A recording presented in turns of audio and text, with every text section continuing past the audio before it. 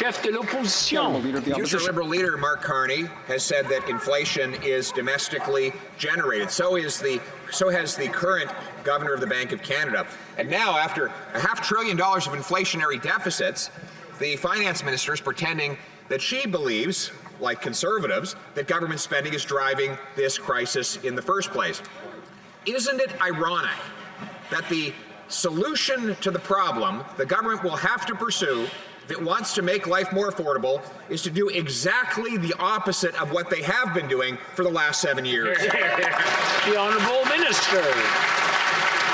Mr. Speaker, on inflation, our government is taking concrete steps to reduce child care fees, and in my own province, it's over $6,000 for average for family, doubling the GST credit, providing a one-time $500 payment for renters, and Mr. Speaker, 500,000 kids will get dental coverage that they never had before. What's ironic in this House, Mr. Speaker, is that when the Conservatives had the chance to vote for Canadians, they voted against, we voted for them. Leader of the Opposition. None of what they've done has actually worked. This week we found out 20% of Canadians are skipping meals or cutting portions to afford groceries. In fact, 1.5 million Canadians are have in 1 month visited the food bank. And finally, speaking of food banks, the one at Jane and Finch actually got kicked out of its location because rent doubled. How much pain will Canadians have to suffer before this government stops its inflationary policies? The Honourable Minister. Mr. Speaker, we understand that times are tough for Canadians, and that's why our government, since we've been in office in 2015, has lifted 2 million people out of poverty. We know that it's not enough. We know that there's more to do, and that begs the question, Mr. Speaker, why did the Conservatives vote against vulnerable kids who just wanted to get their teeth looked at? Why did they vote against people who needed a $500 top-up on their housing? Why did they vote against childcare? And Mr. Speaker, we know they can't wait to cut it up. We're always going to stand on the side of Canadians. Honourable Leader of the Opposition. According to a Bloomberg Nanos poll, the largest share of Canadians in recorded history say they are worse off than a year ago.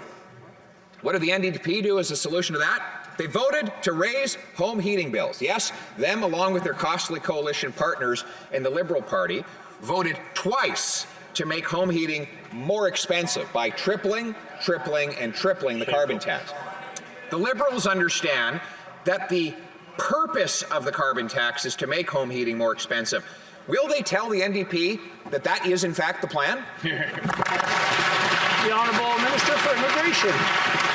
Mr. Speaker, I can tell you it's nice to take a question from my friend opposite once again, but I gotta say, as an Atlantic Canadian, it really burns me to see this line of questioning. We're dealing with neighbours that I've got right now who've lost over 6 figures in corn crops that they're trying to feed their cattle. We've seen silos come down, we've seen wharves damaged, and we know that when we put a price on pollution, it puts more money in the pockets of 8 out of 10 Canadian families. If they want to be laggards when it comes to climate action, they're free to do so, but they shouldn't be so committed to taking money from my neighbours while they do it. The Honourable Leader of the Opposition. Well, the carbon tax is not a climate plan. It is a tax plan.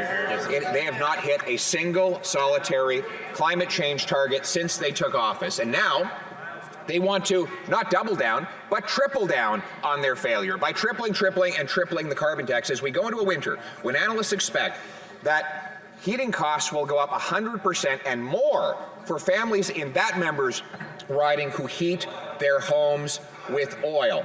Mr. Speaker, will the costly coalition, including the NDP, finally reverse themselves so the Canadians can keep the heat on? The Honourable Minister. With respect to the allegation that our plan to put a price on pollution is a tax on Canadian households, he knows it's bogus. Year after year after year, he's been making this point in the House of Commons, and year after year after year, it's proven to him that Canadians actually receive more from a dividend than they put out on pricing. The reality is this is one amongst many measures of our climate plan. We know that it's the right thing to do, and we're seeing it in my community because right now, it's very clear the cost of inaction is far greater than the cost of taking action. We're going to do the right thing, both by the environment and the bottom line of Canadian households.